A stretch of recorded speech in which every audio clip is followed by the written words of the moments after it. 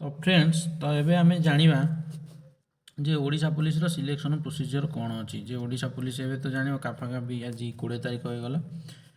तो डेट तो एबे सरी सरी आसुची लास्ट डेट काली 21 तारिख अप्लाई अछि। तो एबे आमे जानिबा यार सिलेक्शन प्रोसीजर कौन रहइबो। तो सिलेक्शन प्रोसीजर कहया गले 3 स्टेप सिलेक्शन प्रोसीजर रहइबो।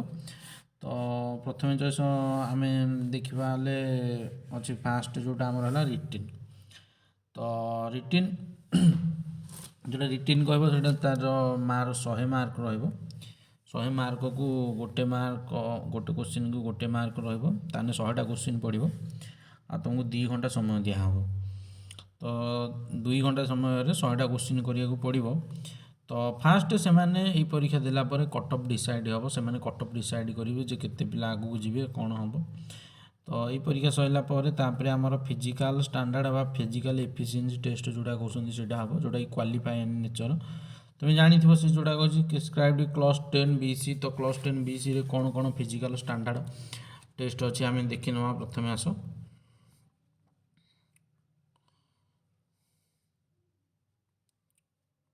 तो चॉइस आम देख ये फिजिकल स्टैंडर्ड विषय टेस्ट अच्छी। तो फिजिकल स्टैंडर्ड टेस्ट फास्ट आसो फिजिकल मेजरमेंट। तो फिजिकल स्टैंडर्ड मेजरमेंट रे आमर हाइट हेरिका जहाँ अच्छी तो देखिपे ये।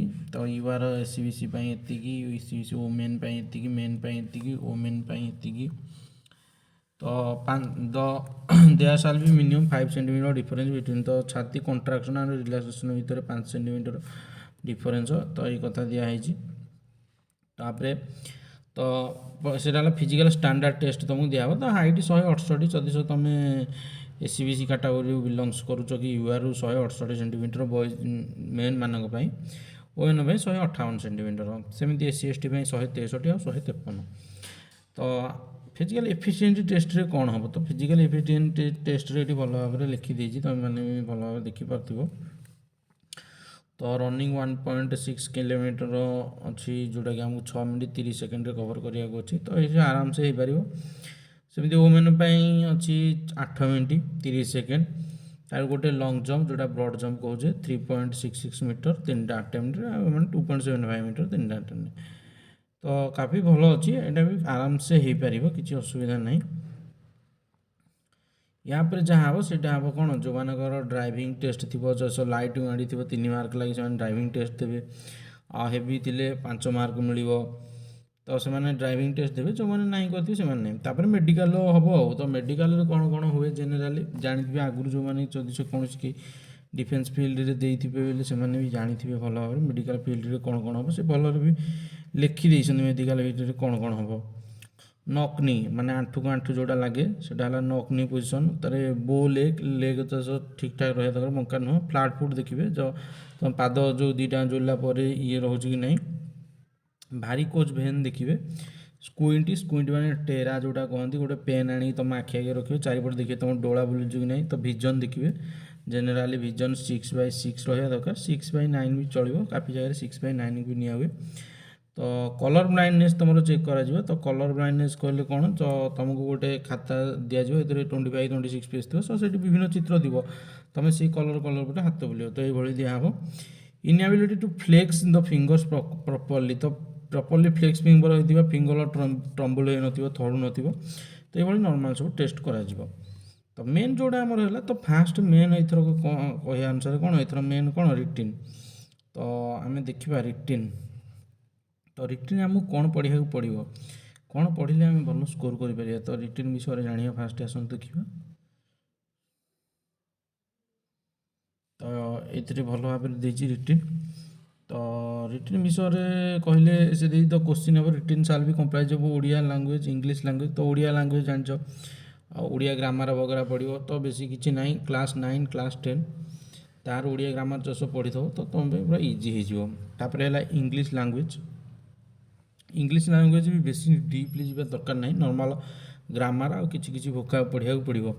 एरिथमेटिक जान मैथमेटिक्स से भी इजी 10th लेवल जेनेराली पढ़ो आराम से। तो जीके जीके रे स्ट्रंग रहा दरकार। तो जीके आम गोटे बुक्स अच्छी आरियांट ना लुसेंट भी आनी पढ़ी पार बेसी डीपली जावा दरकार नहीं normal history geography polity economics environment ता सहित नोबेल प्राइज तो यहाँ कौन कवर होती कौटी कौन अच्छी कौटी मंदिर कौटी डैम कौटी कौ डांस ये सब विषय पढ़ो कौटी कौ नेशनल पार्क तो ये विषय पढ़ो सिचुएशन देख ये गोटे आवार्ड कर सिचुएशनल अवेयरनेस गोटे सिचुएशन को देखिए तुम केमी क्वेश्चन आंसर कर जोटा कि आम कह धरनी तुम बाटर जाऊच तुम इंटरव्यू अच्छी तो जड़े एक्सीडेंट होगी पड़ी तुम से क्षेत्र में कौन कर कौन ना तो विभिन्न प्रकार सिचुएशन तुम जोटा आम कहे केस स्टडी तो तुमको विभिन्न प्रकार सिचुएशन देखो सिचुएशन न मान कि डिस्टेंस तार जोटा कि आम कहते एथिक्स से सब जना हे तार ये भल भाव देखिए तापर अच्छे आम लॉजिकल रीजनिंग पढ़ो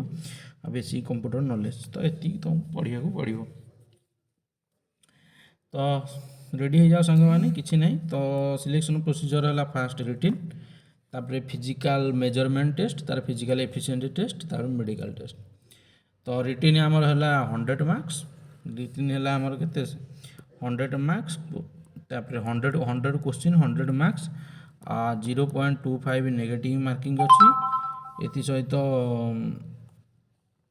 आमर कौन कौन पढ़ो ये भितर तो फास्ट आमर Odia language Odia grammar English language तापर आमर एरिथमेटिक माने मैथमेटिक्स ओडिया इंग्लिश है तापर जीके जीके पढ़ा पड़ो सिचुएशनल अवेयरनेस क्वेश्चन और लॉजिकल रीजनिंग ये तुमको पढ़ा पड़ो तो या स्कोर केते तो स्कोर निहाती तुमको गोटे 100 रु तो जे जॉब जो प्रोब्लेम विभिन्न प्रकार पिला विभिन्न प्रकार इंपोर्टाट टैलेंटेड पिला भी आसुँच कंप्यूटर भी लाइन बहुत ये है प्राय मैक्सिमम लोक भी धरक से भी फिजिकल एफिशिएंसी टेस्ट भी ना से मैक्सिमम लोक अप्लाई करेंगे से तुमको 70+ स्कोर करा पड़ो 70 ये सेफ जोन जो मैंने यूआर आ एस सी कथा कहूँ आप SC ST कर 50+ धरिकी चलतु आराम से क्वालिफाई हो पार तो पढ़ापढ़ी जारी रखु ये कहि